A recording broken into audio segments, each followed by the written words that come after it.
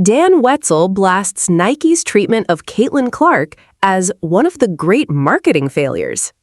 The Indiana Fever defeated the Toronto Tempo on Tuesday night, marking the team's fourth straight win after a pedestrian 5-5 start to the 2026 campaign.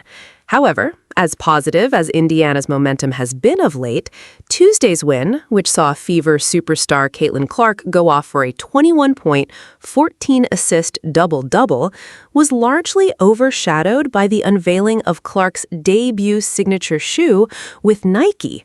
Dubbed the Caitlin 1, the sneaker is set to hit retail shelves on October 1st, begging the question, what took so long?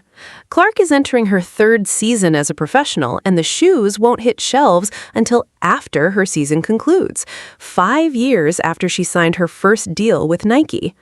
ESPN's Dan Wetzel appeared on the Dan Patrick Show on Tuesday to discuss what he feels has been a massive failure on the part of Nike. I was shocked when I go, she doesn't have a signature shoe? What's the backstory here? Patrick asked. Well, there's a lot, and it's not just the signature shoe, which can take a while to develop and you want to design it right and construct it and all that, and it's a big investment.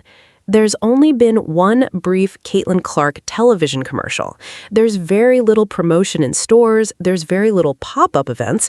There's almost nothing that links Caitlin Clark, arguably, at least for a while, if not still, the most popular athlete in the country, male or female, to Nike, who built their entire business on seizing people like Caitlin Clark.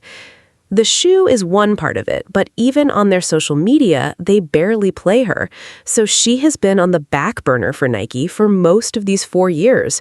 Wetzel went on to note how the other companies Clark has sponsorship deals with, such as Gatorade and State Farm, have featured her heavily in their own national advertising campaigns, making Nike's reluctance to highlight her all the more puzzling. She's everywhere except with Nike, and that's been the weirdest thing. The signature shoe is part of it. It's going to come out in October. That's 5 seasons they've had her, and they're finally getting the shoe out. But it goes into all the other stuff of like, why? What were we waiting for? Wetzel went as far as to call Nike a poorly run company the last 5 years, citing the swoosh's massive loss in market valuation and revenue while its competitors are thriving, whilst also acknowledging the negative optics that could have come from debuting Clark's signature shoe before Las Vegas Aces star A'ja Wilson, a significantly more accomplished black player.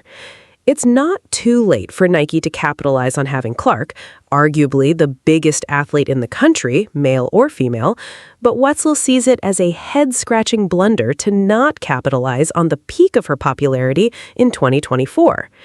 It's just one of the great marketing failures, sports marketing failures, and it's from Nike, of all places, who almost invented sports marketing.